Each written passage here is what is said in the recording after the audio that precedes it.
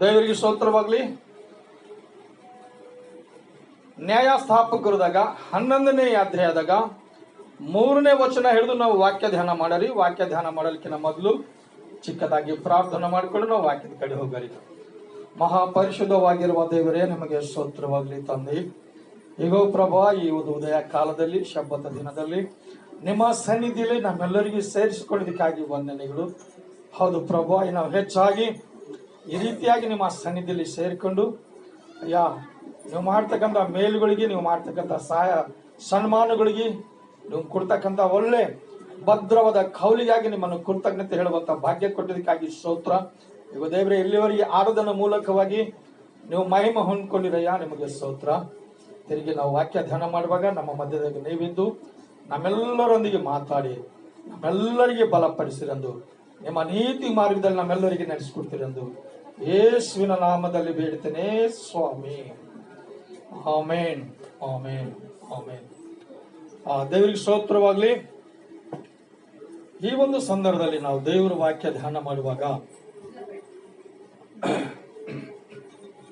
ಈ ಒಂದು ಸಂದರ್ಭದಲ್ಲಿ ನಾವು ವಾಕ್ಯ ಧ್ಯಾನ ಮಾಡುವಂತಹ ಸಂದರ್ಭದಲ್ಲಿ ನಾವು ವಿಶೇಷಕರವಾಗಿರ್ತಕ್ಕಂಥ ಆಶೀರ್ವಾದಗಳು ಈ ರೀತಿಯಾಗಿ ನಮಗೆ ಹ್ಯಾಂಗ್ ಬರ್ತಾವ ವಿಷಯದಾಗ ನಾವು ವಾಕ್ಯ ಧ್ಯಾನ ಮಾಡರಿ. ಸಿಕ್ಕದೆ ಎಲ್ಲರಿಗೆ?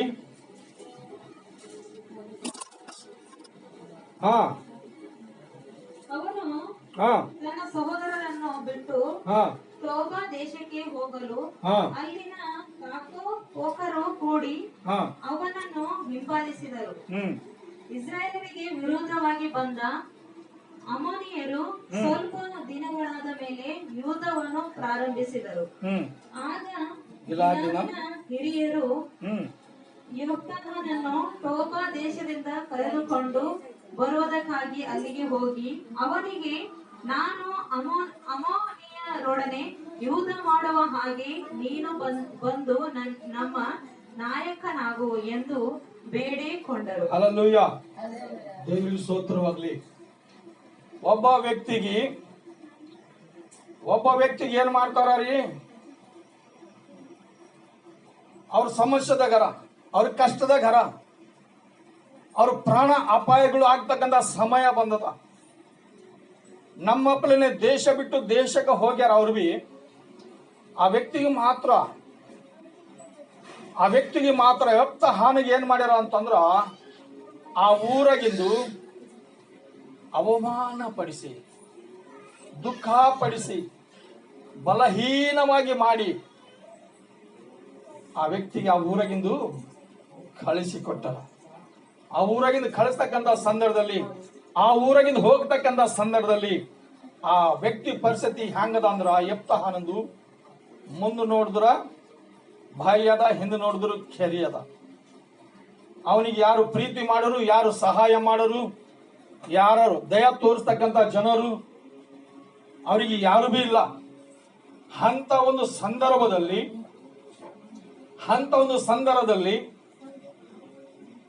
ಆ ವ್ಯಕ್ತಿ ಹೋಗ್ಯಾನ. ಆ ಊರಾಗಿಂದ ಹೋಗಿನಾಗ ಸ್ವಲ್ಪ ದಿನ ಮಾತ್ರ, ಎಷ್ಟು ದಿನ ಅಂತ್ರಿ? ಆ ವ್ಯಕ್ತಿಗೆ ಆ ಊರಾಗಿನ ಹೋಗಿನ ಮೇಲ ಆ ಊರಾಗಿರ್ತಕ್ಕಂಥ ಜನರಿಗೆ ಭಯಂಕರವಾಗಿರ್ತಕ್ಕಂಥ ಶಾಪಗಳು ಬಂದವ. ಏನ್ ಬಂದವ?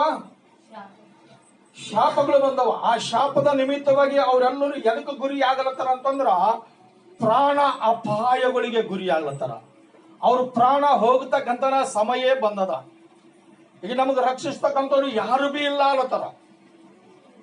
ಎಲ್ಲಾ ತರವಾದ ಚಿಂತೆ ಮಾಡ್ಯಾರ. ಎಪ್ತಹಾನ್ ಇದ್ದನು, ಚಲೋ ಇದ್ದನು, ಆ ವ್ಯಕ್ತಿಗೆ ನಾವು ಕಳಿಸ್ಕೊಟ್ಟಿದ್ದೇವೆ. ಈಗ ಆ ವ್ಯಕ್ತಿ ಬಳಿ ಹೋಗ್ಬೇಕಾದ್ರ ಅವನ ಕಾಲು ಹಿಡಿಬೇಕಾಯ್ತದ, ಅವನಿಗೆ ಕೈ ಜೋಡಿಸ್ಬೇಕಾಯ್ತದ ಅಲ್ಲ.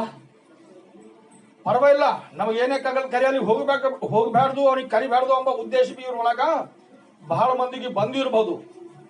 ಕಡೆಗೆ ಅಂತ ಸಂದರ್ಭದಲ್ಲಿ ಇನ್ನ ಕೆಲವು ಜನರು ಹೇಳ್ತಾರ,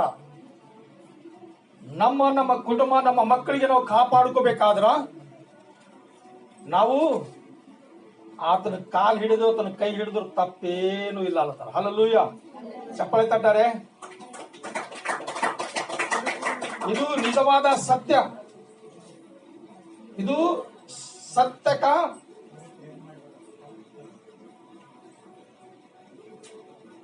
होता इसको प्रेयर करना है मतलब बताओ गाड़ी है प्रेयर करते हैं। अच्छा किसके लिए प्रेयर कर रहे हैं? क्या जेनी तभी तो तबीयत खराब है? में वो चाहिए। क्या नाम है? जेनी जी इसके लिए तो जीनी नाम है. हाँ जी ಹಾಲೆಲೂಯಾ ಸ್ತೋತ್ರ ಜೀನಿ ಮಗಳಿಗೆ ಪ್ರಭು ನಿಮ್ಮ ಹಾಸ್ಯಕ್ಕೆ ಒಪ್ಪಿಸುವಾಗ ಇದು ಕರ್ತನೆ ಮಗಳಿಗೆ ನೀವೇ ನನ್ನ ನಾಲ್ಕನ ಮುಂಚೆ ಪ್ರಭು ಸ್ವಸ್ಥತೆ ಕೊಡ್ರಿ, ಆರೋಗ್ಯ ಕೊಡ್ರಿ, ಒಳ್ಳೆ ಜ್ಞಾನ ತಿಳುವಳಿಕೆ ಕೊಡ್ರಿ, ಒಳ್ಳೆ ಸಾಮರ್ಥ್ಯ ಕೊಡ್ರಿ, ಶಾರೀರಿಕ ರೋಗದಿಂದ ಬಿಡುಗಡೆ ಕೊಟ್ಟು ಒಳ್ಳೆ ಆರೋಗ್ಯ ಪಡೆದುಕೊಂಡು ಈಗ ಪ್ರಭು ಈ ಮಗಳು ಸ್ವಾಮಿ ನಿಮ್ಮ ಘನತೆಗಾಗಿ ಮಹಿಮೆಗಾಗಿ ಅಯ್ಯ ನಿಮ್ಮ ಸಾಕ್ಷಿ ಮಗಳಾಗಿ ಜೀವಿಸುವ ಹಾಗೆ ಪ್ರಭು ಈ ಮಗಳಿಗೆ ಮುಟ್ಟಿ ಸ್ವಸ್ಥಪಡಿಸಿ ಇವರ ತಾಯಿ ತಂದೆಗೆ ಅವ್ರ ಆರೋಗ್ಯ ಭಾಗ್ಯ ಅವ್ರ ಐಸ್ಕಾಲ ಅವ್ರ ಮಗಳಿಗೆ ವ್ಯವಸ್ಥೆ ಮಾಡ್ತಕ್ಕಂಥ ಒಳ್ಳೆ ಭಾಗ್ಯತೆ ಕೂಡ ನೀವು ಸಹಾಯ ಮಾಡಿ ಬಲಪಡಿಸಿ ಎಂದು ಯೇಸುವಿನ ನಾಮದಲ್ಲಿ ಬೇಡಿಕೊಳ್ಳುತ್ತೀವಿ ಸ್ವಾಮಿ. ಆಮೇನ್ ಆಮೇನ್. ಈ ಜಿನಿ ಮಗಳ ಕಡೆಯಿಂದ ಎಲ್ಲರೂ ಸಹ ಕುಟುಂಬದಾಗ ಅವರ ಕುಟುಂಬ ಕಡೆಯಿಂದ ಸಹ ಪ್ರಾರ್ಥನೆಗೆ ಎಲ್ಲರೂ ಜ್ಞಾಪಕ ಮಾಡ್ತೀವಿ. ದೇವರಿಗೆ ಸ್ತೋತ್ರವಾಗ್ಲಿ. ಈ ರೀತಿಯಾಗಿ ನಾವು ಈ ಪರಿಸ್ಥಿತಿಯಲ್ಲಿ ಏನ್ ಮಾಡ್ತಾರ, ಥೋಡೆ ಮಂದಿ ಏನ್ ಮಾಡ್ತಾರಂದ್ರ ನಾವು ಅವ್ರ ಕಾಲ್ ಹಿಡಿದು ಆತನ ಕೈ ಹಿಡಿದು ತಪ್ಪಿಲ್ಲ. ಒಂದ್ ವೇಳೆ ಆತ ನಾವು ಕಾಲ್ ಹಿಡಿದೆವು ಆತನ ಕೈ ಹಿಡಿದೆವು ಅಂತಂದ್ರೆ ಇವತ್ತು ನಾವು ನಿಜವಾಗ್ಲೂ ನಮ್ಮ ಮಕ್ಕಳಿಗೆ ನಾವು ಕಾಪಾಡ್ಕೋಬಹುದು, ಅವ್ರಿಗೆ ನಾವು ಉಳಿಸಿಕೊಳ್ಳಬಹುದು. ಇದ್ರಾಗ ಏನು ತಪ್ಪಿಲ್ಲ.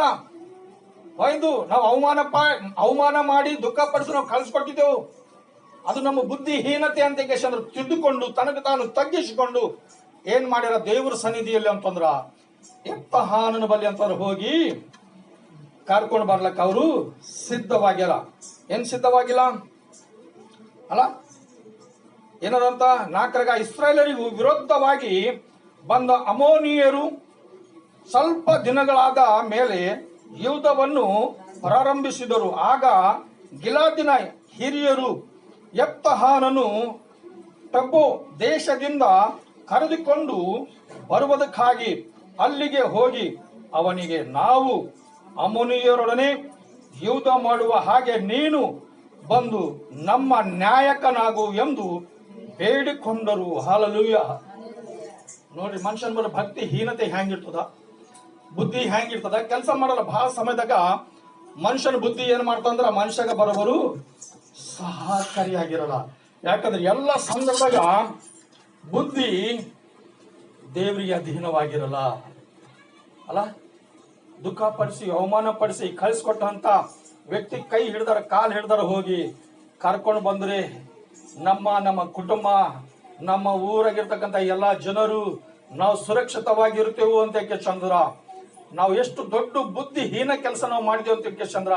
ಎಷ್ಟೋ ಜನರು ಪಶ್ಚಾತ್ತಾಪ ಪಟ್ಟು ತಿರುಗಿ ಯೆಪ್ತಾಹನಿಗೆ ಹೋಗಿ ಕರ್ಕೊಂಡು ಬಂದಿರ್ತಕ್ಕಂಥ ಸಂದರ್ಭದಲ್ಲಿ ಅವಾಗ ಆ ವ್ಯಕ್ತಿ ಏನ್ ಹೇಳ್ತಾರ, ಅವನು ಅವರಿಗೆ, ನನ್ನನ್ನು ಹಾಗೆ ಮಾಡಿ ನನ್ನ ತಂದೆಯು ಮನೆಯಿಂದ ಅಟ್ಟು ಬಿಟ್ಟವರು ನೀವೇ ಅಲ್ಲವೋ? ನಿಮಗೆ ಕಷ್ಟ ಬಂದಾಗ ನನ್ನ ಬಳಿಗೆ ಯಾಕೆ ಬಂದಿರಿ ಅನ್ನಲು ಅವರು, ಅದಾದ್ದರಿಂದಲೇ ಹೀಗೋ ತಿರುಗಿ ನಿನ್ನ ಬಳಿಗೆ ನಾವು ಬಂದಿದ್ದೆವು. ನಮ್ಮ ಸಂಗಡ ಬಂದು ಅಮೋನಿಯರೊಡನೆ ಯುದ್ಧ ಮಾಡುವಿ, ಆದರೆ ಗಿಲಾದಿನವರಿಗೆಲ್ಲ ಶಿರಸ್ಸರಾಗಿ ಇರುವಿ ಎಂದು ಹೇಳಿದರು. ಏನ್ ಮಾಡ್ಬೇಕಂದ್ರಿ? ಬಹಳ ಮಂದಿ ಈ ವ್ಯಕ್ತಿ ಯಾವ್ದ್ರ ಕೆಲ್ಸಕ್ಕೆ ಬರ್ತಾನೆ, ಯಾತ್ರೆಗೆ ಬರಲ್ಲ ಅಂತಾರ. ಈ ಕಲ್ಲು ಯಾತ್ರೆ ಕೆಲ್ಸಕ್ಕೆ ಬರ್ತದೆ, ಇದು ಯಾತ್ರೆಗೆ ಬರಲ್ಲ ಅಂತ ಕಷ್ಟ ಏನ್ ಮಾಡ್ತಾರ, ಬಿಸಾಡ್ತಾರ. ಖಡ್ಗೆ ಯಾಕೆ ಕಲ್ಲಾದ್ರೂ ಬಿಸಾಡ್ತಾರೋ ಅದೇ ಕಲ್ಲು ಮುಖ್ಯವಾಗಿರ್ತಕ್ಕಂಥ ಮೂಲೆಗಲ್ಲು ಅಂತ. ಮೇನ್ ಮೂಲಿಗಲ್ ಕುಂತ್ರೆ ಎಲ್ಲ ಥರದ ಕಲ್ಲುಗಳು ದನ ಕೊಡ್ತಾವ ಅಲ್ಲ. ಆ ರೀತಿಯಾಗಿ ಈ ರೀತಿಯಾಗಿ ಏನಂತಂದ್ರ ಕಳಿಸಿರ್ತಕ್ಕಂಥ ಸಂದರ್ಭದಲ್ಲಿ ಏನ್ ಹೇಳತ್ತಾರ, ಅವನಿಗೊಂದು ರಜದ ಸಮಾನ ತಿಳಿದ ಕಷಿ ಅಂದ್ರೆ ಅವಮಾನ ಪಡಿಸಿ ಅವನಿಗೆ ಕಳ್ಕೊಟ್ಟಿನಾಗ ನಿಜವಾಗ್ಲೂ ಆ ವ್ಯಕ್ತಿ ಮಾತ್ರ ಹೋಗ್ಯಾನ ಕರೆಕ್ಟ್ಗೆ. ಇದು ಪರಿಸ್ಥಿತಿ ದೇವರಿಂದ ಬಂದಂತಾರೆ, ಮನುಷ್ಯರಿಂದ ಬಂದಂತಾರೆ. ಈ ಜನರಿಗೆ ಈ ಪರಿಸ್ಥಿತಿ ಯಾಕೆ ಬಂದದ ಗೊತ್ತಾ? ದೇವರಿಂದೇ ಬಂದದ. ದೇವ್ರ ಕೋಪ ಇವ್ರ ಮೇಲೆ ಹಿಡಿದನಾಗೆ ಬಂದದ.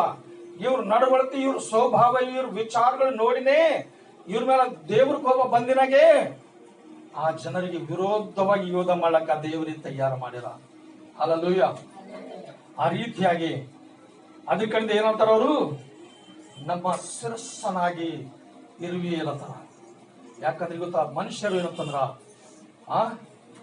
ತೆಲಿಯಾಗಿ ಮಾಡ್ತಿ ಅಂದ್ರ, ಬಾಲವಾಗಿ ಮಾಡ್ತಿ ಅಂದಿಲ್ಲ, ಬಲಹೀನವಾಗಿ ಮಾಡ್ತಿ ಅಂದಿಲ್ಲ, ಬಲವಂತನಾಗಿ ಮಾಡ್ತೀನಿ ಅಂದರ. ಒಬ್ಬರಿಗೆ ನೀ ಸಹಾಯ ಮಾಡ್ತಕ್ಕಂಥವನಾಗಿತಿ ಅಂತಂದರ, ಸಹಾಯ ಬೇಡ್ತಕ್ಕಂಥವನಿ ಆಗಲಿ ಅಂತಂದರ. ಯಾಕಂದ್ರೆ ದೇವರ ಚಿತ್ತ ಯಾವಾಗಾದ್ರ ತಿಳಿದುಕೊಂಡು, ಯಾವಾಗಾದ್ರೂ ದೇವರ ಚಿತ್ತಾನುಸಾರವಾಗಿ ನಾವು ನಡಿಲಕ್ಕ ಸಿದ್ಧವಾಗಿದ್ದೇವೋ ಅವಾಗ ಮಾತ್ರ ಇಲ್ಲ ಶಿರಸ್ಸು ಹಾಗೂ ನಮ್ಮ ನಾಯಕನ ಹಾಗೂ ಇವತ್ತು ಪರಿಪಾಲನೆ ಮಾಡೋದಕ್ಕೋಸ್ಕರವಾಗಿ ದೇಶದಾಗ ಒಬ್ಬ ಒಳ್ಳೆ ನಾಯಕ ಬೇಕಂತ ಹೇಳ್ಕಂದ್ರ ದೇಶಕ್ಕೆ ಅನೇಕ ಜನರು ಕಣ್ಣೀರು ಸುರಿಸುತ್ತಾ ದುಃಖ ಪಡುತ್ತಾ ದೇವರಿಗೆ ಮೊರೆ ಇಟ್ಟಿನಾಗೆ ಒಬ್ಬ ಒಳ್ಳೆ ಅಧಿಪತಿ ಏನೋ ದೇವರು ಗೆದ್ದು ಬರ್ಲಕ್ಕೆಂದ್ರ ದೇವರು ದಯ ತೋರಿಸ್ಯಾರ. ಕಡೆಗೆ ಇನ್ನ ಬಿ ಸಮಸ್ಯೆಗಳು ದೇಶದಾಗಿಂದ ಹೋಗಿಲ್ಲ. ಇನ್ನ ಜನರು ಸಮಸ್ಯೆದಾಗೆ ಹರ, ಇನ್ನ ಬಾಧ ಪಡ್ತಾನೆ ಹರ. ಯಾಕೋ ಗೊತ್ತಾ, ಸತ್ಯ ಬಿಟ್ಟಿನ ಕಡಿದು, ನೀತಿ ಬಿಟ್ಟಿನ ಕಡಿದೆ. ಈ ನೀತಿಗಳು, ಈ ಸತ್ಯತೆಗಳು ಎಲ್ಲಿವರೆಗೆ ನಾವು ಹಿಡ್ಕೊಂಡಿರ್ತೇವೋ ಅಲ್ಲಿವರೆಗೆ ನಾವು ಕಾಪಾಡಿಕೊಳ್ಬೇಕೇನಂದ್ರ, ಒಳ್ಳೆ ನಾಯಕ ನಮಗೆ ಸಹಾಯ ಮಾಡ್ಲಿಕ್ಕೆ ಏನಂದ್ರ ದೇವ್ರೇ ಏರ್ಪಾಟ್ ಮಾಡ್ತಾರ. ಏನ್ ಮಾಡಲ್ಲ ಅಲ್ಲ. ದಾವಿದ ರಾಜು ನೋಡ್ರಿ, ದಾವಿದ ರಾಜು ಸಿಂಹಗಳಿಗೆ ಬೆನ್ನತ್ತಿಕೆಸಿ ಅಂತಂದ್ರ ಅವ್ ಹೊಡೆದು ಅವ್ರ ಬಾಯ್ದಾಗೆಂದು ಆಡಿನ ಮರಿಗಳು ತರ್ಲಕ್ಕ ಒಂದು ಶಕ್ತಿಮಂತನಾಗ್ಯಾನ. ಯಾವಾಗಾಗ್ಯಾನ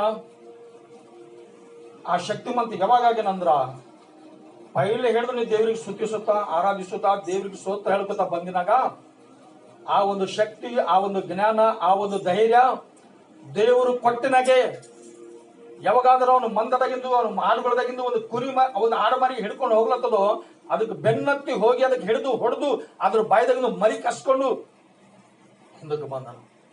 ಪ್ರಾಕ್ಟೀಸ್ ಪೈಲೆ ಹಿಡಿದು ಮಾಡಿನ, ಏನ ಆಡು ಹಿಡ್ಕೊಂಡು ಹೋಗೋ ಪರಿ ಪ್ರಾಕ್ಟೀಸ್ ಮಾಡಿನ. ನಾವು ಆರಾಧನಾ ಮಾಡೋ ಪರಿ ನಾವು ಕೈದಾಗ ಮೈಕ್ ತಗೊಂಡು ಆರಾಧನಾ ಮಾಡಿದ್ರ ನಮಗೆ ನುಡಿಗಳು ಬರಲು, ಸ್ವರಗಳು ಬರಲು, ನಾವು ಆರಾಧನಾ ಮಾಡಕ್ಕೆ ನಾವು ಯೋಗ್ಯರನ? ಇವತ್ತು ನಾವು ಆರಾಧನಾ ಮಾಡ್ಬೇಕಾದ್ರ ನಿಜವಾಗ್ಲು ದೇವರಿಗೆ ಇಷ್ಟವಾಗಿರ್ಬೇಕು, ನಮ್ಮೆಲ್ಲರಿಗೆ ಇಷ್ಟವಾಗಿರ್ಬೇಕು. ಆ ರೀತಿಯಾಗಿ ನಾವು ಪೈಲೆ ಹಿಡಿದು ಪ್ರಾಕ್ಟೀಸ್ ಮಾಡರೆ ಏನೇ ಹೀಗೆ ಆರಾಧನಾ ಮಾಡರೆ ಅಲ್ಲ. ಇಲ್ಲಿವರೆಗೆ ಹಾಡ ಹಾಡ್ಯಾರಲ್ಲ, ಅದು ಹಾಡ ಅದ್ಭುತವಾದ ಹಾಡ. ಅದು ಬಹಳ ಮಂದಿಗೆ ಹಾಡ ಹಾಡ್ಲಕ್ಕೆ ಬರಲ್ಲ ಅಲ್ಲ. ಆ ಹಾಡ ಯಾರು ಕಟ್ಟಾರ? ದೈವ ಸೇವಕರಾಗಿರ್ತಕ್ಕಂಥ ಓಸನ್ನ ಸುಮಾರು ಉಪವಾಸದ ಕುಂತ ಕಸಿ ಅಂದ್ರ ದೇವ್ರ ಮುಂದೆ ಕಣ್ಣೀರು ಸೊರಿಸ್ಕೊತಾ ಇರ್ತಂದ್ರ ಪ್ರಾರ್ಥನೆ ಮಾಡಿನಾಗ ಆ ಹಾಡ, ಆ ಶಬ್ದ, ಆ ಸ್ವರ ಎತ್ತಿ ದೇವರಿಗೆ ಆರಾಧನಾ ಮಾಡಕ ಒಂದು ಒಳ್ಳೆ ಯೋಗ್ಯತೆ ಕೊಟ್ಟಿನಾಗ ಸಾವಿರಾರು ಜನರ ಕುಂತು ಆರಾಧನಾ ಮಾಡುವಾಗ ಅನೇಕರಿಗೆ ಸ್ವಸ್ಥತೆ, ಅನೇಕರಿಗೆ ಸಮಾಧಾನ ಕೊಟ್ಟರಂತಂದ್ರ ನಿಜವಾಗಲು ಅದು ಯಾವಾಗ ಗೊತ್ತಾ, ನಮ್ಮ ಪ್ರಾಕ್ಟೀಸ್ ಮೊದಲು ಹಿಡಿದು ಇರಬೇಕು, ಆರಾಧನದಾಗ ಬಂದ ಮೇಲಿಲ್ಲ. ಹಲ್ಲೆಲೂಯಾ ಅಲ್ಲ. ದಾವಿದ ರಾಜು ಆ ರೀತಿಯಾಗಿ ಪ್ರಾಕ್ಟೀಸ್ ಮಾಡಿನ. ಆ ರೀತಿಯಾಗಿ ಪ್ರಾಕ್ಟೀಸ್ ಮಾಡಿನಾಗ ನಿಜವಾಗ್ಲೂ ಯಾವಾಗಾರ ಅಂದ್ಕೊಂಡನ ನಾ ಹೋಗಿ ಒಂದಿನ ಗೋಲ್ಯಾತ ಹೊಡಿತೆ ಅಂತೇಳಿ ಪ್ರಾಕ್ಟೀಸ್ ಮಾಡಿನ? ಯಾವಾಗಾರ ಕನಸಿನಾಗಿ ಬಿ ಅಂದ್ಕೊಂಡಿಲ್ಲ. ದಾವಿದ ರಾಜು ಕನಸಿನಾಗಿ ಬಿ ಅಂದ್ಕೊಂಡಿಲ್ಲ ನಾ ಹೋಗಿ ಒಂದಿನ ದೊಡ್ಡ ವ್ಯಕ್ತಿಗೆ ನಾ ಹೊಡೆವೆ ಅಂತ ಹೇಳ್ಕೇಸಿ ಹೊಡಿದು ಹಾಕ್ತೇವೆ ಅಂತ ಹೇಳ್ಕೇಸಿ ಅಂದ್ಕೊಂಡಿಲ್ಲ. ಪ್ರಾಕ್ಟೀಸ್ ಮಾಡಿನ, ದೇವ್ರ ಸನ್ನಿಧಿಲಿ ಪ್ರಾಕ್ಟೀಸ್ ಮಾಡಿನ, ದೇವ್ರಿಗೆ ಆರಾಧನಾ ಮಾಡಿನ, ಸ್ತುತಿ ಸ್ತೋತ್ರ ಹೇಳಿನ, ಆ ಪ್ರಾರ್ಥನೆ ಮಾಡಿನ. ಆ ಶಕ್ತಿ, ಆ ಸಾಮರ್ಥ್ಯ, ಆ ಧೈರ್ಯ ದೇವರು ಕೊಟ್ಟಾರ. ಅದ್ರ ಕಡೆ ಹೋಗಿ ಅನ್ನಲ್ತಾನ, ಏವ ಎಷ್ಟರವನ ಸುನ್ನತಿ ಇಲ್ಲದವ, ಇವನು ಸರಿ ನಾ ಯುದ್ಧ ಮಾಡ್ತೇವೆ. ಯಾಕೋ ಗೊತ್ತಾ, ಯುದ್ಧ ಮಾಡವ ನಾನಲ್ಲ, ನನ್ನ ದೇವರು ನನ್ನ ಹಿಂದಾರ. ಹಲ್ಲೆಲೂಯಾ.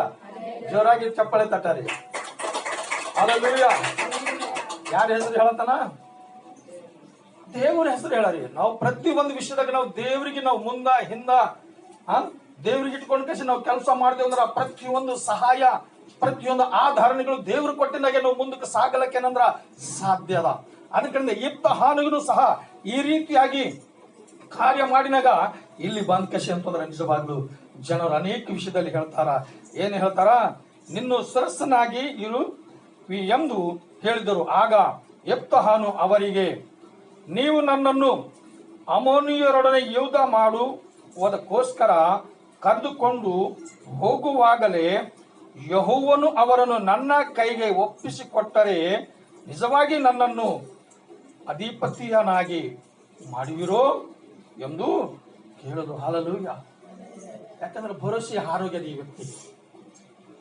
ಏನು ಹಾರೋಗಿಲ್ಲ? ಆ ಭಕ್ತಿ ಇವ್ರ ಮೇಲಿದ್ದಂತ ವಿಶ್ವಾಸ ಹೊಂಟೋಗ್ಯದ. ಅದ್ರ ಕಡೆ ಕೇಳ್ತಾನ, ನಿಜಮಾ? ಖರೇನಾ?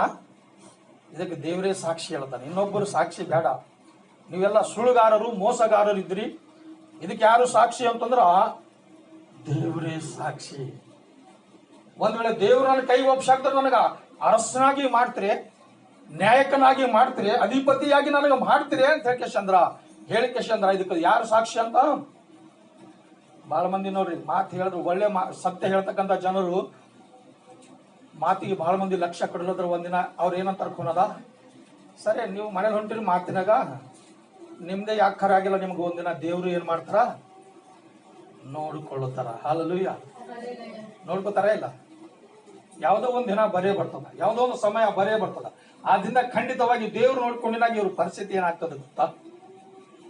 ಈ ದೇಶದಾಗಿರ್ತಕ್ಕಂಥ ಜನರ ಪರಿಸ್ಥಿತಿ ಏನಾಗಿದ್ದು ಅದೇ ರೀತಿಯಾಗಿ ಆ ಪರಿಸ್ಥಿತಿ ಅವರಿಗೆ ಬರ್ತದ, ಖಂಡಿತವಾಗಿಯೇ ಬರ್ತದ. ಆದ್ರ ನಾವು ಮುಂದಕ್ಕೆ ಸಾಗರಿ. ಹಾಲೆಲೂಯ. ಮತ್ತೇನದ ಹತ್ರಗ ಅವರು ಅವನಿಗೆ ಹೇಗೆಯೂ ಮಾಡುವವು ಉಪಾಯತರ ವಾಕ್ಯಗಳ ಮಾತುಗಳಿಗೆ ಯೆಹೋವನೇ ಸಾಕ್ಷಿ ಎಂದು ಉತ್ತರ ಕೊಟ್ಟರು. ಆಗ ಯೆಫ್ತಾಹನು ಗಿಲಾದಿನ ಹಿರಿಯರ ಸಂಗಡ ಹೋದನು. ಏನ್ ಮಾಡಿರತ್ರಿ? ಗಿಲಾದಿನ ಜನರ ಸಂಗಡ ಹೋದರು. ಜನರು ಅವನನ್ನು ಅಧಿಪತಿಯನಾಗಿಯೂ ನ್ಯಾಯಕನಾಗಿಯೂ ನೇಮಿಸಿದರು. ಮತ್ತು ಯೆಫ್ತಾಹನು ತನ್ನ ಸಂತತಿಗಳನ್ನೆಲ್ಲ ಮಿಂಚಿಯಲ್ಲಿ ಯೆಹೋವನು ಮುಂದೆ ಅರಿಕೆ ಮಾಡಿದನು. ಯಾರ ಮುಂದೆ ಅರಿಕೆ ಮಾಡಿದಂತ? ಎಲ್ಲಿ ಅಂತ? ಅದು ಮಿಂಚಿಯಲ್ಲಿ. ಅಂದ್ರೆ ಅವ್ರ ಊರ ಹೆಸರು ಯಾವುದು ಅಲ್ಲ? ಯಾವ ಊರ್ದವ್ರ ಅವರು ಅಲ್ಲ? ಅಲ್ಲಿ ಹೋಗಿ ಕಸಿ ಅಂತಂದ್ರ ಮೊಟ್ಟ ಮೊದಲಾಗಿ ದೇವರಿಗೆ ಅಂತಂದ್ರೆ ಧ್ಯಾನ ಮಾಡಿ ಕಸಿ ಅಂದ್ರೆ ಕೇಳ್ತಾನ, ಯೆಹೋವನೇ ಮುಂದೆ ಅರಿಕೆ ಮಾಡಿದನು. ಯೆಫ್ತಾಹನು ಅಮ್ಮೋನಿಯರ ಅರಸನ ಬಳಿಗೆ ದೂತರನ್ನು ಕಳುಹಿಸಿ ಅವನನ್ನು, ನನ್ನಗೂ ನಿನ್ನಗೂ ಏನು ಇದೆ? ನೀನು ನನ್ನ ದೇಶಕ್ಕೆ ವಿರುದ್ಧವಾಗಿ ಯುದ್ಧ ಮಾಡುವುದಕ್ಕೆ ಏನು ಕಾರಣ ಎಂದು ಕೇಳಿದನು. ಆ ಅರಸನು ದೂತರಿಗೆ ಹೋದ್ರಿ ಮೈಕ್ ಹಿಡ್ಕೊಂಡು ಹೋದ್ರಿ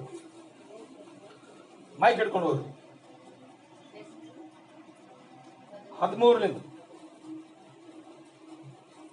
ಆಗ ಅರಸನು ದೂತರಿಗೆ, ಇಸ್ರಾಯೇಲರು ಐಗುಪ್ತದಿಂದ ಬಂದಾಗ ಅರೋನೋನಿಂದ ಇಬೋಕ ಯೆರೋದನ ಹೊಳೆಗಳವರೆಗೂ ಇದ್ದ ನನ್ನ ದೇಶವನ್ನು ಕಸ್ಕೊಂಡರಲ್ಲ, ನೀನು ಈಗ ಅದನ್ನು ಸಮಾಧಾನದಿಂದ ಹಿಂದಕ್ಕೆ ಕೊಡು ಎಂದು ಹೇಳಿ ಕಳುಹಿಸಿದನು. ಯೆಫ್ತಾಹನು ಇನ್ನೊಂದು ಸಾರಿ ಅಮ್ಮೋನಿಯರ ಅರಸನ ಬಳಿಗೆ ದೂತರನ್ನು ಕಳುಹಿಸಿ ಅವನಿಗೆ, ಯೆಫ್ತಾಹನಾದ ನನ್ನ ಮಾತನ್ನು ಕೇಳು. ಇಸ್ರಾಯೇಲರು ಮೋವಾಬರ ಮತ್ತು ಅಮ್ಮೋನಿಯರ ದೇಶವನ್ನು ತೆಗೆದುಕೊಳ್ಳಲೇ ಇಲ್ಲ. ಅವರು ಐಗುಪ್ತವನ್ನು ಬಿಟ್ಟ ನಂತರ ಅರಣ್ಯದಲ್ಲಿ ಸಂಚರಿಸಿ ಕೆಂಪು ಸಮುದ್ರಕ್ಕೂ ಅನಂತರ ಕಾದೇಶಿಗೂ ಬಂದರು. ಅವರು ಅಲ್ಲಿಂದ ಎದೋಮ್ಯರ ಅರಸನ ಬಳಿಗೆ ದೂತರನ್ನು ಕಳುಹಿಸಿ, ನಿನ್ನ ದೇಶವನ್ನು ದಾಟಿ ಹೋಗುವುದಕ್ಕೆ ಅಪ್ಪಣೆವಾಗಬೇಕೆಂದು ಬೇಡಿಕೊಳ್ಳಲು ಅವನು ಒಪ್ಪಿಕೊಳ್ಳಲಿಲ್ಲ. ಹಾಲೆಲೂಯ. ಕಾರಣ ಏನಾಗ್ಯದ? ಅವರು ಸುಮ್ಮನೆ ಬಂದು ಕಬ್ಜಾ ಮಾಡ್ಕೊಂಡು ಕುಂತಿಲ್ಲ. ಆ ಜನರು ಸುಮ್ಮನೆ ಬಂದು ಉಳ್ಕೊಂಡಿಲ್ಲ. ಆ ಜನರಿಗೆ ಅಲ್ಲಿ ರಿಕ್ವೆಸ್ಟ್ ಮಾಡ್ಯಾರ, ನೋಡಪ್ಪ ನಾವು ಇಲ್ಲಿಂದು ಕಾನಾನ್ ದೇಶಕ್ಕೆ ಹೋಗ್ಬೇಕು, ಅದಕ್ಕೆ ನೀ ಏನು ಮಾಡು, ನಮ್ಮ ಹೋಗ್ಲಕ್ಕ ನೀನು ಅಪ್ಪಣೆ ಕೊಡು, ಮಾತು ಕೊಡು, ನಾವು ಹೊಂಟಿದ್ದೆವು ಅಂದ್ರ ನಾ ಹಂಗ ಎಂದಿಗೂ ಬಿ ಅಪ್ಪಣೆ ಕೊಡಲ್ಲ, ಸಾಧ್ಯನೇ ಇಲ್ಲ. ನಮ್ಮ ದೇಶದಾಗ ನೀವು ಈ ದೇಶದಾಗ ನೀವು ದಾಟಿ ಹೋಗ್ಲಕ್ ಸಾಧ್ಯನೇ ಇಲ್ಲ, ನಾ ಅಪ್ಪಣೆ ಕೊಡಲ್ಲ ಅಂತ ಕಿಶನ್ ನಿನಗ ಆ ಕಡೆ ಬಿ ಹೋಗ್ಲಕ್ಕಿಲ್ಲ, ಈ ಕಡೆ ಬಿ ಹೋಗ್ಲಕ್ಕಿಲ್ಲ. ಅಲ್ಲೇ ಕುಂತು ಬಿಟ್ಟರು, ಅಲ್ಲೇ ಮನೆಗಳು ಮಾಡಿಕೊಂಡ್ರು, ಅಲ್ಲೇ ವಾಸ ಮಾಡ್ತಾರ. ಅಲ್ಲಿ ವಾಸ ಮಾಡ್ತಕ್ಕಂಥ ಸಂದರ್ಭದಲ್ಲಿ ನಿಜವಾಗ್ಲು ಮತ್ತವರು ಯಾರ ಜಾಗದ ಮೇಲೆ ಈಗ ಅವ್ರ ಸೀಮೆ ದಾಟಿ ಹೋಯ್ತು ಅಂದ್ರೆ ಹೋಗ್ಬಿಟ್ಟಿಲ್ಲ. ಅವ್ರ ಸೀಮೆ ಅಲ್ಲ, ಅವ್ರ ಪ್ರಾಂತ ಅಲ್ಲ, ಅವ್ರ ಸೀಮೆದಾಗ ಅವ್ರ ಹೆಜ್ಜೆ ಇಕ್ಕಿಲ್ಲ. ಇನ್ನ ಬೇರೆ ಜನರು ಇದ್ರಾಗೆ ಹರವ್ರು. ಈ ಪರಿಸ್ಥಿತಿ ಯಾಕೆ ಬಂದಂದ್ರ ದೇವ್ರು ಇಸ್ರಾಯೇಲ್ ಜನರಿಗೆ ಅಂದ್ರೆ ಕಳಿಸಿನಾಗ ಅನೇಕ ಜನರಿಗೆ ಅಂತಂದ್ರ ಸಹಾಯ ಮಾಡ್ಯಾರ, ಅದ್ಭುತ ಮಾಡ್ಯಾರ. ಕಡೆಗೆ ಈ ಜನರಿಗೆ ಅಂದ್ರ ದೇವ್ರ ಚಿತ್ತ ಏನಾಗಿದೆ ಎಂಬುದಾಗಿ ತಿಳ್ಕೊಳಕ್ ಅವ್ರಿಗೆ ಇನ್ನ ಬುದ್ಧಿ ಬಂದಿಲ್ಲ. ಇವ್ರು ಪ್ರಯಾಣ ಮಾಡಿ ಎಲ್ಲಿಗೆ ಹೋಗ್ಬೇಕು ಅಂದ್ರ ಕಾನಾನ್ ದೇಶಕ್ಕೆ ಹೋಗ್ಬೇಕು.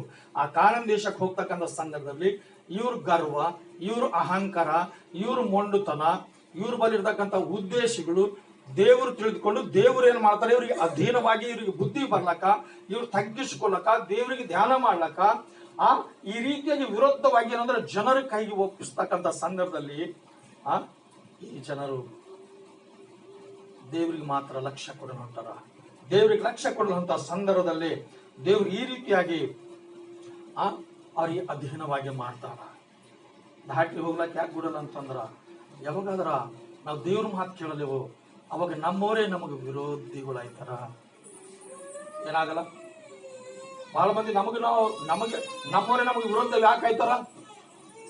ಖಂಡಿತವಾಗಿ ಯಾವಾಗಾದ್ರೂ ನಾವು ದೇವ್ರ ಮಾತು ಕೇಳಲೇವೋ ಅವಾಗ ಮಾತ್ರ ಈ ರೀತಿಯಾಗಿ ನಮ್ಗೇನ್ ಮಾಡ್ತಾರಂದ್ರ ಅಧೀನವಾಗಿ ಮಾಡ್ಕೊಳಕ್ಕೆ ದೇವ್ರು ಈ ರೀತಿಯಾಗಿ ಮಾಡ್ತಾರ. 20ನೇ ವರ್ಷ ಹಿಡಿದು ಹೋದ್ರಿ, ಮತ್ತ 20ನೇ ವರ್ಷದಿಂದ ಹೋದ್ರಿ.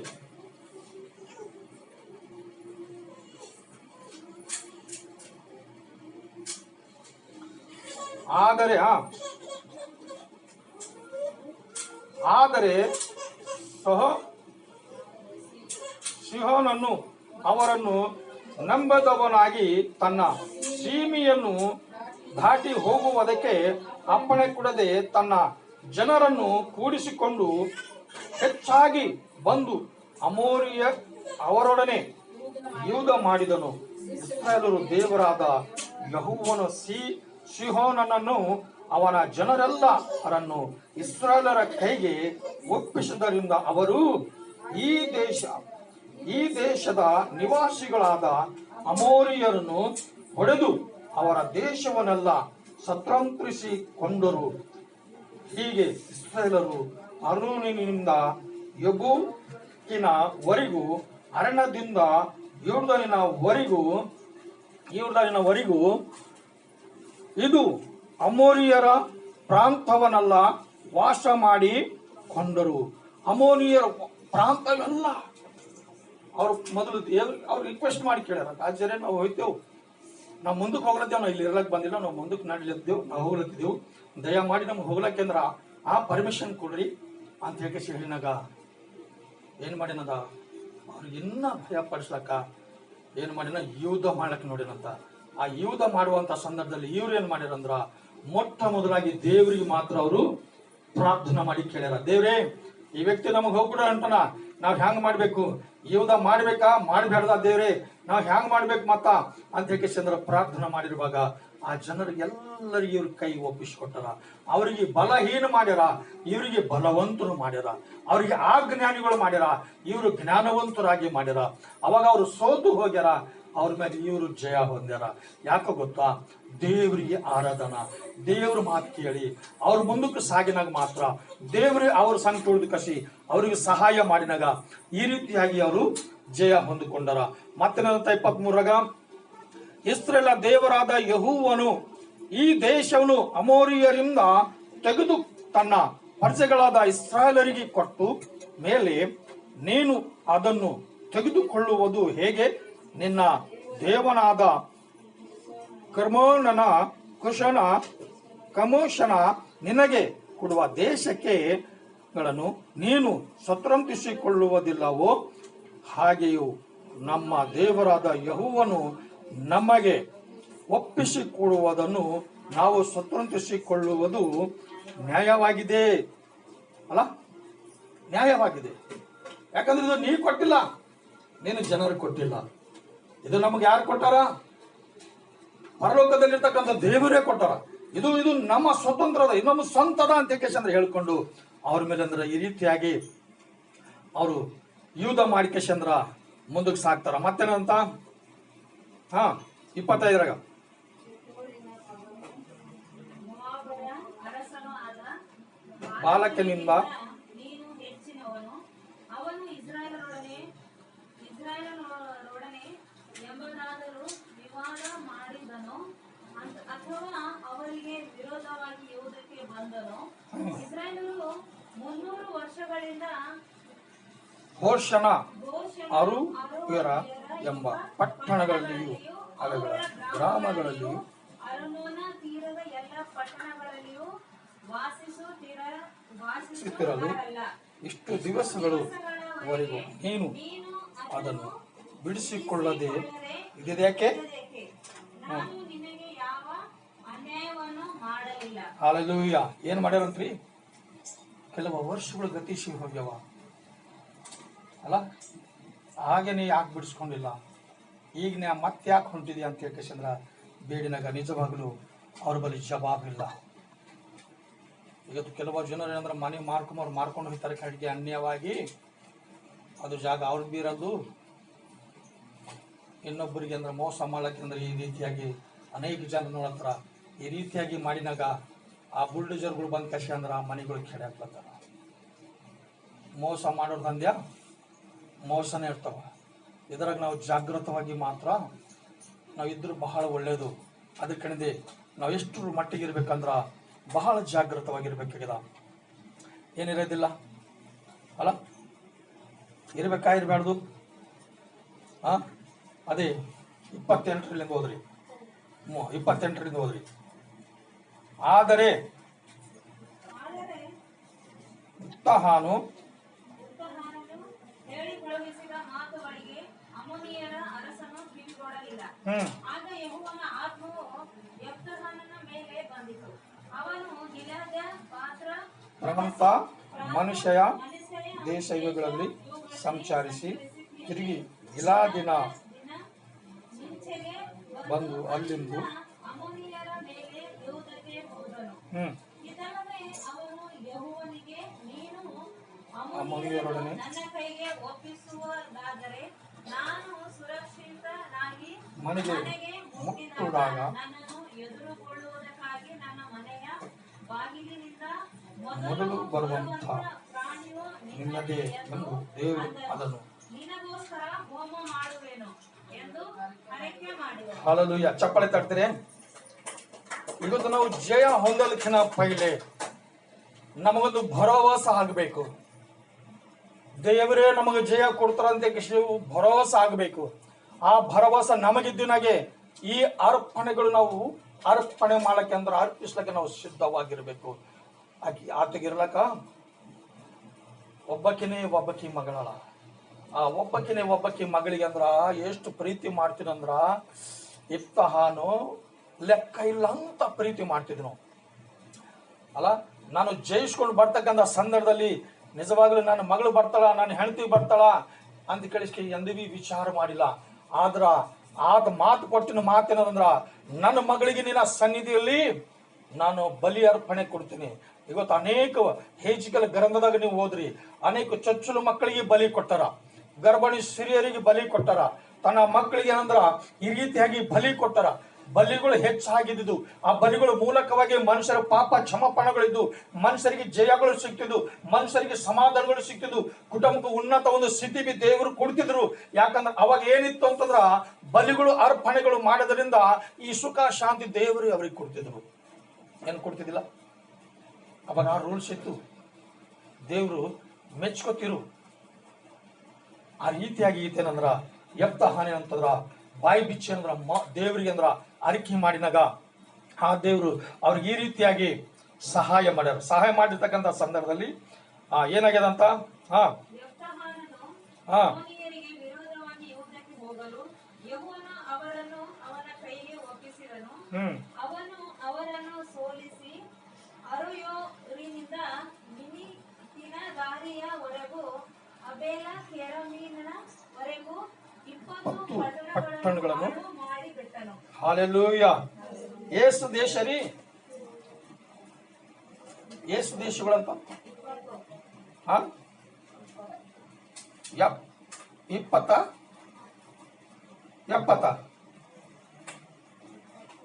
ಅಲ್ಲ. ಈ ಪಟ್ಟಣಗಳು 20 ಪಟ್ಟಣಗಳು ಹಾಳು ಮಾಡ್ಬೇಕಾದ್ರೆ ಸುಮ್ಮನಲ್ಲ. ಹಳ್ಳಿ ಅಂತಂದ್ರೆ ಹಂಗ ಪರವಾಗಿಲ್ಲ, ಪಟ್ಟಣಗಳೇ 20 ಅವ. ಈ 20 ಪಟ್ಟಣಗಳಿಗೆ ಹಾಳು ಮಾಡ್ಬೇಕಾದ್ರೆ 20 ಪಟ್ಟಣದಲ್ಲಿರ್ತಕ್ಕಂಥ ಸೈನ್ಯಗಳು ಸುಮ್ಮನಿರಲ್ಲ, ಮಾಮೂಲಿ ಇರಲ್ಲ. ಅಂತ ಸೂರರಿಗೆ, ಅಂತ ಸಾಮರ್ಥ್ಯವುಳ್ಳ ಜನರಿಗೆ, ಅಂತ ಶಕ್ತಿಮಂತರಿಗೆ ಅವ್ರು ಸೋಲಿಸಿ ಅವ್ರ ಅಧೀನದಾಗ ತಗೊಂಡಾರ. ಅವರು ಆ ದೇಶ ಅವ್ರ ಅಧೀನದಾಗ ಯಾಕೆ ತಗೊಂಡಾರ ಅಂದ್ರ ಅವರು ವಿರೋಧವಾಗಿ ಬಂದರ. ಯಾರಿಗೆ ವಿರುದ್ಧವಾಗಿರಂದ್ರ ಪರಲೋಕದಲ್ಲಿರ್ತಕ್ಕಂಥ ದೇವರಿಗೆ ವಿರುದ್ಧವಾಗಿರ. ಪರಲೋಕದಲ್ಲಿ ಇರ್ತಕ್ಕಂಥ ದೇವರಿಗೆ ವಿರುದ್ಧವಾಗಿನಾಗ ಅವ್ರೇನಂತಂದ್ರ ಈ ರೀತಿಯಾಗಿ ಸೋಲಿಸಬೇಕಂದಾರ ಕಡೆಗೆ ದೇವರಿಗೆ ಬಿಟ್ಟು ಯಾರು ಸೋಲಿಸ್ಲಕ್ಕಾಗಲ್ಲ. ದೇವರಿಗೆ ಬಿಟ್ಟು ಯಾರು ಸಮಾಧಾನ ಹೊಂದಲಕ್ಕೆ ಸಾಧ್ಯ ಇಲ್ಲ. ದೇವರಿಗೆ ಬಿಟ್ಟವರು ಪ್ರತಿಯೊಬ್ಬರಿಗೆ ಶಾಂತಿ ಇರಲ್ಲ, ಸಮಾಧಾನ ಇರಲ್ಲ. ಖಂಡಿತವಾಗಿ ಅವರಿಗೆ ನಾಶನ ಉಂಟು. ಇದು ನಾವು ದೇವರಿಗೆ ಬಿಟ್ಟು ಏನ್ ಮಾಡಕ್ಕಾಗಲ್ಲ. ಪ್ರತಿಯೊಂದು ವಿಷಯದಲ್ಲಿ ನಾವು ದೇವರಿಗೆ ಧ್ಯಾನ ಮಾಡ್ಕೊತಾ, ದೇವರಿಗೆ ಬೇಡ್ಕೊಳ್ತಾ, ದೇವರಿಂದ ಕೇಳ್ಕೊತಾ ಮುಂದಕ್ಕೆ ಸಾಗದೇವು ಅಂದ್ರೆ ದೇವ್ರು ನಮಗೆ ಪ್ರತಿಯೊಂದು ವಿಷಯದಾಗ ಸಹಾಯ ಮಾಡ್ತಾರ, ಬಲ ಪಡ್ತಾರ.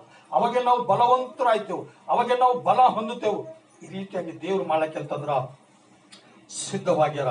ಆದ್ರೆ ಈ ರೀತಿಯಾಗಿ ಹೋಗ್ತಕ್ಕಂಥ ಸಂದರ್ಭದಲ್ಲಿ ಮತ್ತೇನ್ ಹೇಳ್ತದ ಅಂತ್ರಿ ಅಲ್ಲಿ, ಹೀಗೆ ದೊಡ್ಡ ಜಯವಾಗಿ ಅಮೋನಿಯರು ಇಸ್ರಾಯೇಲರು ಮುಂದೆ ನಂಗಿಸಲ್ಪಟ್ಟರು. ಹಾಲೆಲೂಯ. ಓ ಸೂರರೇ, ಓ ವೀರರೇ,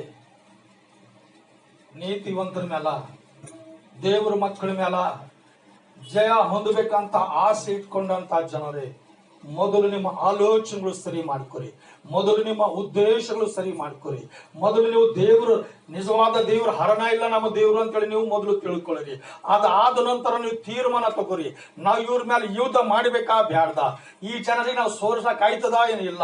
ಇದ್ರ ಕಂಡೆ ದೇವರ ಸನ್ನಿಧಾನದಲ್ಲಿ ಈ ರೀತಿಯಾಗಿ ಕಾರ್ಯ ಮಾಡಿರುವಾಗ ದೇವರಿಗೆ ಅರಿಕೆ ಮಾಡಬೇಡೇನ ಅಂತಂದ್ರ ಒಂದು ವೇಳೆ ಆ ಜನರಿಗೆ ನನ್ನ ಕೈಗೆ ಒಪ್ಪಿಸಿ, ಆ ಜನರಿಗೆ ಸೋಲಿಸಿ ಅವ್ರ ಮೇಲೆ ನಾನು ಜಯ ಹೊಂದುವಂತೆ ನೀವು ಸಹಾಯ ಮಾಡಿದೆ ಅಂದ್ರ, ನಾನು ತಿರುಗಿ ಯುದ್ಧ ಮಾಡಿ ಮನೆಗೆ ಬರುವಾಗ ನನ್ನ ಮನೆಯಿಂದ ಬರ್ತಕ್ಕಂಥ ಜೀವವುಳ್ಳ ಪ್ರಾಣಿ ಮೊದಲು ಯಾವುದು ಬರ್ತದೋ ಅದಕ್ಕೆ ನಾನು ನಿನಗೆ ಅರಿಕೆ ಮಾಡಿ ನಿನಗೆ ಬಲಿ ಅರ್ಪಣೆ ಕೊಡ್ತೇನೆ ಅಂತ ಚಂದ್ರ ದೇವರಿಗೆ ಪೈಲೆ ಅರಿಕೆ ಮಾಡಿದ.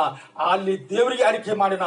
ಆ ಅರಿಕೆ ಮಾಡದ ದೇವ್ರಿಗೆ ಹೇಳ್ಯಾರ, ಆ ಜಯಿಸ್ಲಿಕ್ಕೆ ಅಂದ್ರೆ ದೇವರ ಆ ಯೆಪ್ತಾಹನಿಗೆ ಸಹಾಯ ಮಾಡ್ಯಾರ.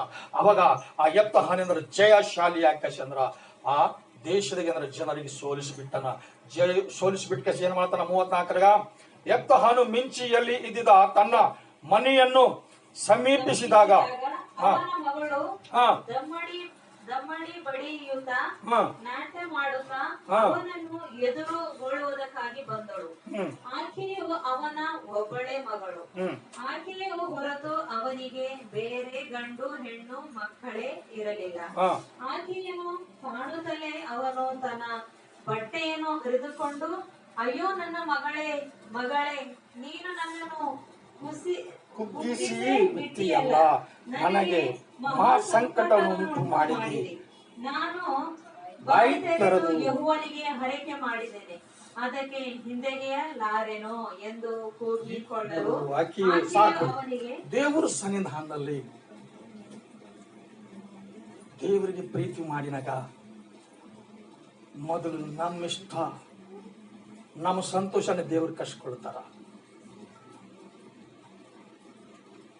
ದೇವರಿಗೆ ಯಾವಾಗಾದ್ರೂ ನಾವು ಇಷ್ಟವುಳ್ಳ ಜನರಾಗಿ ಜೀವಿಸ್ಬೇಕಂತೇವೋ, ಯಾವಾಗಾದ್ರೂ ನಾವು ದೇವರಿಗೆ ಬೇಡುತ್ತೇವೋ, ಮೊದಲು ನಾವು ಗಾಯ ಉಳ್ಳವರಾಗಬೇಕಾಗದ, ಮೊದಲು ನಾವು ದುಃಖ ಭರಿತರಾಗಬೇಕಾಗದ. ಇದು ಅರ್ಪಣೆ ಅರ್ಪಿಸ್ಲಿಕ್ಕೆ ಅಂದ್ರೆ ನಾವು ಹಿಂದಕ್ಕೆ ಆಗಬಾರ್ದಾಗ್ತದ. ಅದಕ್ಕಿಂತ ಅಬ್ರಹಾಮಿಗೆ ದೇವರು ಮಾತಾಡ್ಯಾರ, ಅಬ್ರಹಾಮ ನಿನ್ನ ಮಗನಿಗೆ ಬಲಿ ಕೊಡು. ಅದು ಯಾತ್ರ ಕಣಿದಿತ್ತು, ದೇವರಿಗೆ ಬೇಕಾಗಿಲ್ಲ. ಹೋಮಗಳು ಬಲಿಗಳು ದೇವರಿಗೆ ಬೇಕಾಗಿಲ್ಲ.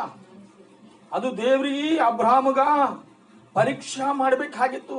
ಅಬ್ರಹಾಮನ ಬುದ್ಧಿ ಹ್ಯಾಂಗದ, ನಿಜವಾದ ಒಳ್ಳೆ ಸ್ವಭಾವಲಿಂದು ಮನಪೂರ್ವಕವಾಗಿ ಪ್ರೀತಿ ಮಾಡ್ತಾನ ಏನಿಲ್ಲ ಅಂತ ಕೇಶಂದ್ರೆ ಪರೀಕ್ಷಾ ಮಾಡಬೇಕಾಗಿತ್ತು.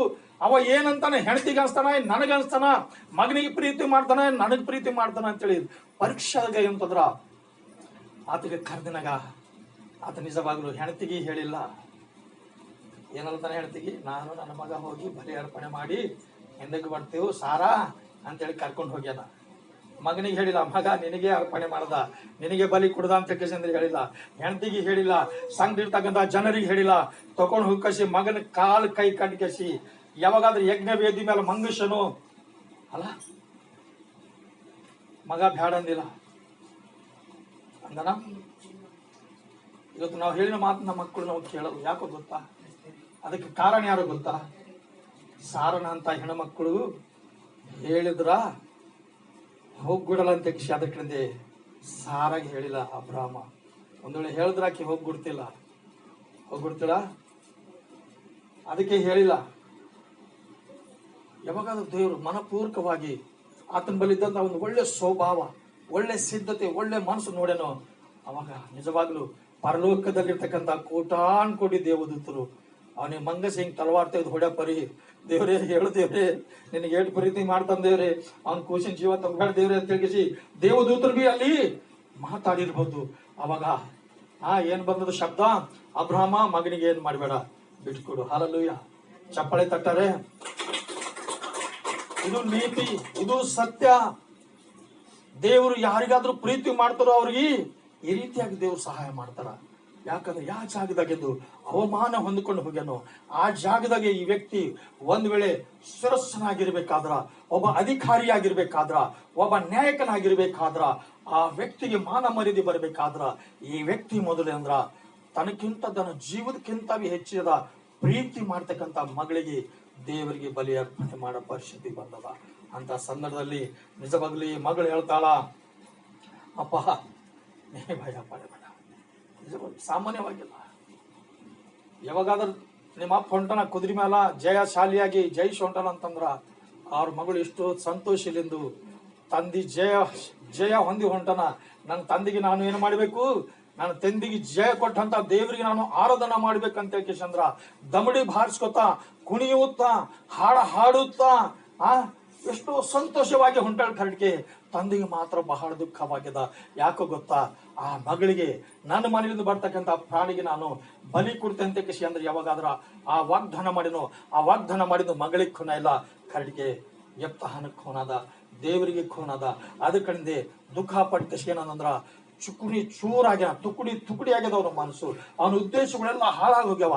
ಎಷ್ಟಾದ್ರೂ 20 ಪಟ್ಟಣಗಳು ಹಾಳು ಮಾಡಿ ಕಸಿ ಅಂದ್ರ ಎಷ್ಟು ಗಾಯಗಳಾಗ್ಯಾನೋ, ಎಷ್ಟು ಸಮಯದಾಗ ಅವ್ನು ನೀರ್ ಕುಡಿಲಕ್ಕಿಲ್ಲ, ಊಟ ಮಾಡ್ಲಕ್ಕಿಲ್ಲ, ಅವನ ಕಣ್ಣಿಗೆ ನಿದ್ದೆ ಇರ್ಲಕ್ಕಿಲ್ಲ, ಅಂತ ಪ್ರಯಾಸ ಪಟ್ಕಸಿ ಜಯ ಹೊಂದೇನು.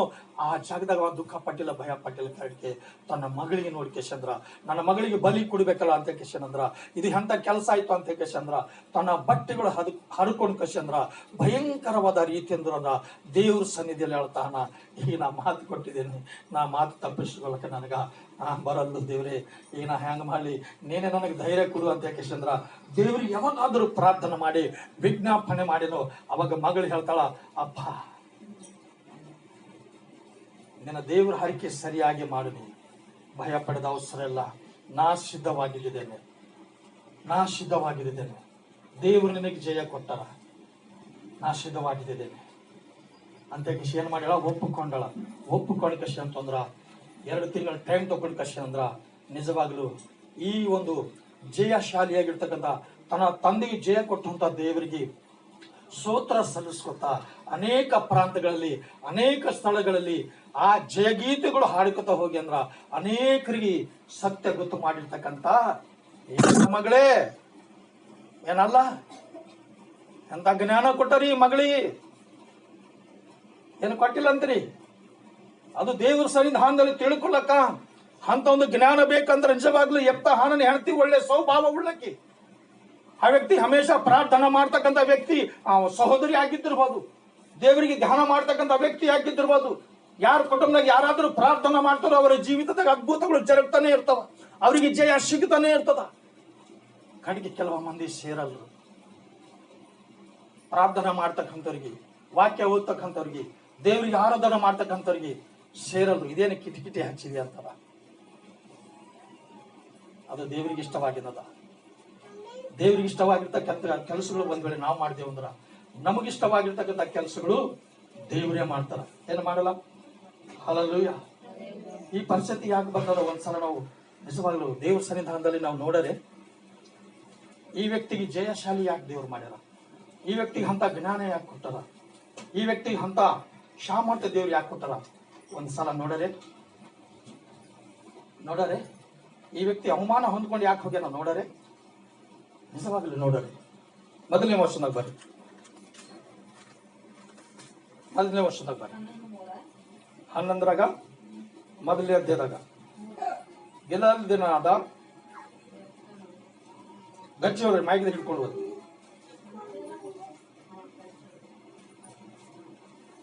ಗಿಲ್ಯಾದ್ಯನಾದ ಯೆಫ್ತಾಹನು ಮಹಾಪರಾಕ್ರಮಿಯಾಗಿದ್ದನು. ದೇವರಿಗೆ ಸ್ತೋತ್ರ. ನಿಂದ್ರಿ, ಏನಾಗಿರಂತ್ರಿ? ಯೆಫ್ತಾಹನು ತಾಯಿ ಗರ್ಭದಿಂದ ಹುಟ್ಟಿ ಬಂದಿನಾಗ ಆ ವ್ಯಕ್ತಿ ಏನಾಗಿ ಅಂತಂದ್ರ ಮಹಾಪರಾಕ್ರಮಿಯಾಗಿರ್ತಕ್ಕಂಥ ವ್ಯಕ್ತಿ ಹಣ, ಮಾಮೂಲಿ ವ್ಯಕ್ತಿ ಅಲ್ಲ. ದೇವರಿಗೆ ಇಷ್ಟವುಳ್ಳ ವ್ಯಕ್ತಿ ಹಣ, ದೇವರಿಗೆ ಮೆಚ್ಚಿಸ್ತಕ್ಕಂಥ ವ್ಯಕ್ತಿ ಹಣ, ಅನೇಕ ವಿಷಯದಲ್ಲಿ ಶಕ್ತಿಶಾಲಿ ಉಳ್ಳ ವ್ಯಕ್ತಿ, ಜ್ಞಾನವುಳ್ಳ ವ್ಯಕ್ತಿ ಹಣ. ಆ ವ್ಯಕ್ತಿ ನಿಜವಾಗ್ಲೂ ದೇವರೇ ಏರ್ಪಾಟ್ ಮಾಡ್ಯಾರ, ಏನಿಲ್ಲ.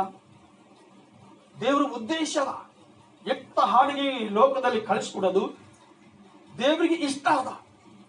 ಆ ಇಷ್ಟವಾಗಿ ನಗೆ ಆ ಪರಾಕ್ರಮ, ಆ ಶಕ್ತಿ ದೇವರು ಆ ಎತ್ತ ಹಾನಿಗೆ ಕೊಟ್ಟಿನಾಗ ಆ ವ್ಯಕ್ತಿ ಈ ಲೋಕದ ಹುಟ್ಟಿರ್ತಕ್ಕಂಥ ಸಂದರ್ಭದಲ್ಲಿ ಆ ದೇಶದಾಗಿರ್ತಕ್ಕಂಥ ಜನರು ಏನ್ ಹೇಳ್ತಾರ ಅಂತಂದ್ರ ಮಹಾಪರಾಕ್ರಮಿ ಶಾಲಿ ಹಣ. ಆ ವ್ಯಕ್ತಿಗೆ ನೋಡ್ಕಸಿ ಅಂದ್ರ ಭಯ ಪಡಿತಾರ, ಭಯ ಪಡ್ಕಸಿ ಏನ್ ಮಾಡ್ತಾರ? ಅವನು ಗಿಲ್ಯಾದನಿಗೆ ಒಬ್ಬ ಸೂಳೆಯಲ್ಲಿ ಹುಟ್ಟಿದವನು. ಗಿಲ್ಯಾದನಿಗೆ ಹೆಂಡತಿಯಲ್ಲಿಯೂ ಮಕ್ಕಳು ಹುಟ್ಟಿದರು. ಹಲ್ಲೆಲೂಯಾ. ಜರ್ರ ನಿಂದರಲ್ಲಿ ನಾವು ನೋಡ್ಬೇಕಾದ್ರ ಆ ಗಿಲಾತ್ ದೇಶದಲ್ಲಿ ಇರ್ತಕ್ಕಂಥ ಒಬ್ಬ ಅಧಿಪತಿಗೆ, ಒಬ್ಬ ರಾಜಗ ಮದಿ ಹೆಣ್ತಿಗೆ ಮಕ್ಕಳಿಲ್ಲ ಅಂತ ಸಂದರ್ಭದಲ್ಲಿ ಆಕೆ ಏನ್ ಮಾಡ್ಯಾಳ ಅಂತ, ಅವ ಏನ್ ಮಾಡ್ಯಾನ ಅಂದ್ರ ಸುಳ್ತಾನ ಮಾಡ್ಯಾನ. ಏನ್ ಮಾಡ್ಯಾನ? ಸುಳ್ತಾನ ಮಾಡ್ಯಾನ. ಆಕಿ ಸುಳಿ ಅಲ್ಲ, ಆಕಿ ಸುಳಿ ಎಂದಿಗೂ ಬಿ ಅಲ್ಲ. ಆಕಿ ಒಳ್ಳೆ ಹೆಣ್ಮಗಳು, ದೇವರಿಗೆ ಧ್ಯಾನ ಮಾಡ್ತಕ್ಕಂಥ ಮಗಳು, ಆ ದೇವರಿಗೆ ಸ್ತೋತ್ರ ಮಾಡ್ತಕ್ಕಂಥ ಹೆಣ್ಮಗಳು. ಆ ಹೆಣ್ಮಗಳು ಸರಿ ಸುಳ್ತಾನ ಯಾರು ಮಾಡ್ಯಾರ ಅಂತಂದ್ರ ಈ ವ್ಯಕ್ತಿನೇ ಮಾಡ್ಯಾರ. ಈ ವ್ಯಕ್ತಿ ಮಾಡಿದಾಗ ಏನಂತಂದ್ರ ಆಕೆಗೆ ಏನಂದ್ರ ಯೆಫ್ತಾಹನು ಹುಟ್ಟ್ಯಾನ. ಯೆಫ್ತಾಹನು ಹುಟ್ಟಿನಾಗ ಎಷ್ಟೋ ಗರ್ವ ಪಟ್ಟಿರ್ಬೋದು, ಎಷ್ಟೋ ಸಂತೋಷ ಆಗಿರ್ಬೋದು. ಕರೆಕ್ಟ್ಗೆ ಹಿಂದಿನ ಸರಿ ಹಣ್ಣಕ್ಕಾಗಿ ಏನಂದ್ರ ಮಕ್ಕಳಾಗಿಲ್ಲ. ಪೈಲೆ ಏನಾಗ್ಯಾವ? ಇನ್ನೊಬ್ಬಕ್ಕಿಗೆ ಮಾಡ್ಕೊಂಡಿನಾಗ ಆಕೆಗೆ ಮಕ್ಕಳಾಗ್ಯಾವ, ಧನ ಮಕ್ಕಳಾಗ್ಯಾವ ಆಕೆಗೆ ಅಲ್ಲ. ಕರೆಕ್ಟ್ಗೆ ಜಯ ಅವ್ರ ಮಕ್ಕಳಿಗೆ ಕೊಟ್ಟಿಲ್ಲ. ಜಯ ಹಣ್ಣುಕ್ಕನ ಮಗನಿಗೆ ದೇವರು ಕೊಟ್ಟದ. ಸಮಯಲ್ ಎಂಬ ವ್ಯಕ್ತಿ ಕೊಟ್ಟಿನಾಗ ಸಮಯಲು ದೊಡ್ಡ ಪ್ರವಾದಿ ಆಗ್ಲಕ್ಕ ದೇವರೇ ಏರ್ಪಾಟ್ ಮಾಡ್ಯಾರ, ಏನು ಮಾಡಿಲ್ಲ. ಹಲ್ಲೆಲೂಯಾ. ಆ ರೀತಿಯಾಗಿ ಆ ಹೆಣ್ಮಗಳಿಗೆ ಅಂದ್ರ ಯೆಫ್ತಾಹನ ಹುಟ್ಟಿನ ಮೇಲ ಆ ಯೆಫ್ತಾಹನ ಮೂಲಕವಾಗಿ ಅಲ್ಲಿ ಆತನ ಹೆಂಡತಿಗೆ ಮಕ್ಕಳು ಹುಟ್ಟ್ಯಾರ. ಆ ಮಕ್ಕಳು ಹುಟ್ಟಿರ್ತಕ್ಕಂಥ ಸಂದರ್ಭದಲ್ಲಿ ಏನ್ ಹೇಳ್ತಾರ? ಹುಟ್ಟಿದರು ಇವರು ದೊಡ್ಡವರಾದ ಮೇಲೆ ಯೆಫ್ತಾಹನಿಗೆ, ನೀನು ಪರಸ್ತ್ರೀಯಿಂದ ಹುಟ್ಟಿದವನು, ಆದ್ದರಿಂದ ನಿನಗೆ ನಮ್ಮ ತಂದೆಯ ಮನೆಯಲ್ಲಿ ಬಾಧ್ಯತೆ ಸಿಕ್ಕಲಾರದು ಎಂದು ಹೇಳಿ ಅವನನ್ನು ಹೊರಗೆ ಹಾಕಿದರು. ನೀತಿವಂತರಿಗೆ ಬಿಟ್ಟಿರ್ತಕ್ಕಂಥ ಸಂದರ್ಭದಲ್ಲಿ, ಭಯ ಭಕ್ತಿಯಲ್ಲಿ ಇರ್ತಕ್ಕಂಥ ಜನರಿಗೆ ಅವಮಾನ ಪಡಿಸಿರ್ತಕ್ಕಂಥ ಸಂದರ್ಭದಲ್ಲಿ ಇಂಥ ದೊಡ್ಡ ಶಾಪ ಖಂಡಿತವಾಗಿ ದೇಶದ ಮೇಲ, ಕುಟುಂಬದ ಮೇಲ ದೇವರೇ ಕಳ್ಕೊಡ್ತಾರ. ದೇವರಿಗೆ ಸ್ತೋತ್ರ ಮಾಡಲಿ. ಏನ್ ಕಳ್ಕೊಡಲ್ಲ? ದೇವರ ಕೈದಾಗ ತಪ್ಪಿಸ್ಕೊಳ್ಳಕ್ಕೆ ಯಾರಿಂದ ಬ್ಯಾಕಲ್ಲ. ನನ್ನ ಮಕ್ಕಳಿಗೆ ನೀವು ಅವಮಾನ ಪಡಿಸ್ತಾರೆ, ನನ್ನ ಮಕ್ಕಳಿಗೆ ನೀವು ದುಃಖ ಪಡಿಸ್ತಾರೆ, ನನ್ನ ಮಕ್ಕಳಿಗೆ ಈ ರೀತಿಯಾಗಿ ನೀವು ಕಾರ್ಯ ಮಾಡ್ತೀರಿ. ಈಗ ನಾನು ನಿಮ್ಗೆ ಹೆಂಗ್ ಮಾಡ್ತೇನೆ ನೋಡ್ರಿ ಅಲ್ಲ, ಈಗ ನಾನು ನಿಮ್ಗೆ ಹೆಂಗ್ ಮಾಡ್ತೇನೆ ನೋಡ್ರಿ ಅಂತ ಕೇಶಂದ್ರ ಅನೇಕ ಸಮಸ್ಯೆಗಳಿಗೆ, ಅನೇಕ ಅವಮಾನಗಳಿಗೆ, ಅನೇಕ ತರವಾದ ಭಯಗಳು ಅವ್ರ ಒಳಗೆ ಹಾಕೇಶಂದ್ರ ಆತನ ಕಾಲು ಹಿಡಿಲಕ ಯಾರು ಹಚ್ಚಾರ? ದೇವ್ರು ಹಚ್ಚಾರ. ಯಾಕೋ ಗೊತ್ತಾ? ಅವ್ರು ದೇವ್ರ ಮಕ್ಕಳು. ಯಾರಾದ್ರೂ ದೇವ್ರ ಮಕ್ಕಳಾಗಿ ಜೀವಿಸ್ತಾರೋ ಅವರಿಗೆ ದೇವರೇ ನಡೆಸ್ಕೊಡ್ತಾರ. ಅವ್ರಿಗೆ ಯಾವ ಭಯ ಇರಲ್ಲ. ಆ ಭಯ ಇಲ್ಲಂತ ಜೀವಮಾನ ನೀವು ಮಾಡ್ಬೇಕಾದ್ರ ಈ ಲೋಕದಲ್ಲಿ ನಾವು ಪ್ರಾರ್ಥನಾ ಮಾಡ್ತಕ್ಕಂಥ ಜನರಾಗಿರ್ಬೇಕು. ಪ್ರಾರ್ಥನಾ ಮಾಡ್ತಕ್ಕಂಥ ಜನರಾಗಿರ್ಬೇಕು. ದಾನಿಯಲಿಗೆ ನೋಡಿ, ದಾನಿಯಲು ಸುಮಾರು ಒಂದು ದಿವಸದಲ್ಲಿ 3 ಸಲ ಪ್ರಾರ್ಥನಾ ಮಾಡ್ತಕ್ಕಂಥ ವ್ಯಕ್ತಿ, ಮೊಳಕಾಲೂರಿ ಪ್ರಾರ್ಥನಾ ಮಾಡ್ತಕ್ಕಂಥ ವ್ಯಕ್ತಿ. ಆ ವ್ಯಕ್ತಿ ಸೇಮದ ಕವಿದಾಗ ಹಾಕಿದ್ರ ಕಾಪಾಡಲ್ಪಟ್ಟರ. ಮೊದಲು ಗೊತ್ತಿತ್ತ? ಸೇಮದ ಕವಿದಾಗ ಹಾಕಲ್ಕೆನ ಮೊದಲು ದಾನಿಯಲು ಗೊತ್ತಿತ್ತ? ಗೊತ್ತಿದ್ದಿಲ್ಲ. ಕರಡಿಗೆ ದೇವರು ಭಯ ಭಕ್ತದಾಗಿದ್ದರು ಮಾತ್ರ ದೇವರು ಕಾರ್ಯ ಮಾಡ್ತಾರ. ದೇವರು ನಾಶವಾಗ್ಬಿಡಲ್ಲ, ದೇವರು ಅವಮಾನ ಆಗ್ಬಿಡಲ್ಲ ಅಂತ ಕಿಸಿದ್ರ ಭರವಸ ಆತಗಿತ್ತು. ಆ ಭರವಸಲಿಂದು ಆ ದೇವರಿಗೆ ಸ್ತೋತ್ರ ಮಾಡಿನಾಗ, ದೇವರಿಗೆ ಧ್ಯಾನ ಮಾಡಿನಾಗ ಸಿಂಹದಲ್ಲಿಂದು ದೇವರು ತಪ್ಪಿಸರಾಯನಿಲ್ಲ. ಆ ರೀತಿಯಾಗಿ ಯೆಪ್ತಾಹನನ ಮೂಲಕವಾಗಿ ದೇವರಿಗೆ ಮಹಿಮೆ ಉಂಟಾಗ್ಲಕ್ಕೆ ಅಂತಂದ್ರ ಈ ರೀತಿಯಾಗಿ ದೇವರಿಗೆ ಕಾರ್ಯ ಜರುಗಿಸ್ಯಾರ. ಒಂದ್ಸಲ ಜೋರಾಗಿ ಚಪ್ಪಳೆ ತಟ್ಟರಿ ನಾವು, ದೇವರಿಗೆ ಮಹಿಮೆ ಆಗಲಿ. ಯೆಪ್ತಾಹನಿಗೆ ದೇವರು ಸಹಾಯ ಮಾಡಿರ್ತಕ್ಕಂಥ ದೇವರು ನಮಗೂ ನಿಮಗೂ ಯಾವಾಗಲೂ ಸಹಾಯ ಮಾಡಕ, ನಿಮ್ಮ ಜೊತೆಯಲ್ಲೇ ಇರಕ ದೇವ್ರು ಸಹಾಯ ಮಾಡಬೇಕು. ಈ ಓದಿರ್ತಕ್ಕಂಥ ವಾಕ್ಯ ದೇವ್ರು ನಮ್ಮೆಲ್ಲರಿಗೆ ಆಧಾರವಾಗಿದ್ದು ಆಶೀರ್ವಾದ ಮಾಡಿ. ನಾವು ಚಿಕ್ಕದಾಗಿ ನಾವು ಪ್ರಾರ್ಥನೆ ಮಾಡ್ತೀವಿ. ತೆರೆ ಬಾಗಿ ಸರಿ, ಕಣ್ಣು ಮುಚ್ಚರಿ. ಮಹಾಪರಿಶುದ್ಧವಾಗಿರುವ ದೇವರೇ, ನಿಮಗೆ ಸ್ತೋತ್ರವಾಗಲಿ ಅಪ್ಪ. ಹೌದು ಕರ್ತನೆ, ಈ ದಿನದಲ್ಲಿ ಸ್ವಾಮಿ ನಮ್ಮ ಮಧ್ಯದಾಗಿದ್ದು ನೀವು ಮಾತಾಡಿರಿ ಪ್ರಭಾ. ಅಯ್ಯ ಯೆಪ್ತಾಹನನ ಜೀವಿತ ಚರಿತ್ರೆಯಲ್ಲಿ ಇಗೋ ಪ್ರಭಾ, ಅಯ್ಯ ಅವರು ಪರಿಸ್ಥಿತಿ ಹಿಡ್ಕೊಂಡು, ಅವ್ರ ಭಯ ಭಕ್ತಿ ಹಿಡ್ಕೊಂಡು ಇಗೋ ದೇವರೇ, ಒಂದು ದೇಶದಲ್ಲಿ ಸ್ವಾಮಿ ಆ ಮಕ್ಕಳಿಗೆ ಒಂದು ನಾಯಕನಾಗಿ, ಒಂದು ಅರಸನಾಗಿ, ಅಧಿಪತಿಯಾಗಿ ಪ್ರಭಾ ನೀವು ಏರ್ಪಾಟ್ ಮಾಡಿರುವ ರೀತಿಯಲ್ಲಿ ಇಲ್ಲಿ ಕೂಡಿ ಬಂದಿರತಕ್ಕಂಥ ಪ್ರತಿಯೊಂದು ಕುಟುಂಬಕ್ಕೂ ಅವ್ರ ವಿಷಯದಲ್ಲಿ ಪ್ರಭಾ ಅವರು ಬಲವಾದ ರೀತಿಯ ಸ್ವಾಮಿ ಸಮಸ್ಯೆಗಳ ಮೇಲೆ, ಆಯಾ ಆಪತ್ತುಗಳ ಮೇಲೆ ಆಯಾ ಜಯಶಾಲಿಯವಾಗುವಂತೆ ಅವರು ಪ್ರಾರ್ಥನೆ ಮಾಡ್ತಕ್ಕಂಥವ್ರು, ಭಯ ಭಕ್ತಿಯಿಂದ ಜೀವಿಸ್ತಕ್ಕಂಥವ್ರಾಗಿ ಇಗೋ ಪ್ರಭಾ ನಿಮ್ಮ ಸನ್ನಿಧಾನದಲ್ಲಿ ನಿಮ್ಮ ಮಕ್ಕಳಾಗಿ ಜೀವಿಸಲಿಕ್ಕೆ ಇಗೋ ಪ್ರಭಾ ಈ ವಾಕ್ಯ ಕೇಳಿರ್ತಕ್ಕಂಥ ಮಕ್ಕಳು, ಕೇಳ್ತಕ್ಕಂಥ ಮಕ್ಕಳು, ನಿಮಗೆ ಮೊರೆ ಇಡತಕ್ಕಂಥ ಪ್ರತಿ ಮಕ್ಕಳಿಗೆ ಸ್ವಾಮಿ ನೀವೇ ವಿಶೇಷಕರವಾದ ಆಶೀರ್ವಾದಗಳ ಮೂಲಕವಾಗಿ ನಡೆಸ್ತೀರಿ ಎಂದು ಯೇಸುವಿನ ನಾಮದಲ್ಲಿ ಬೇಡ್ತೇನೆ ಸ್ವಾಮಿ. ಆಮೇನ್, ಆಮೇನ್, ಆಮೇನ್. ಹಲ್ಲೆಲೂಯಾ.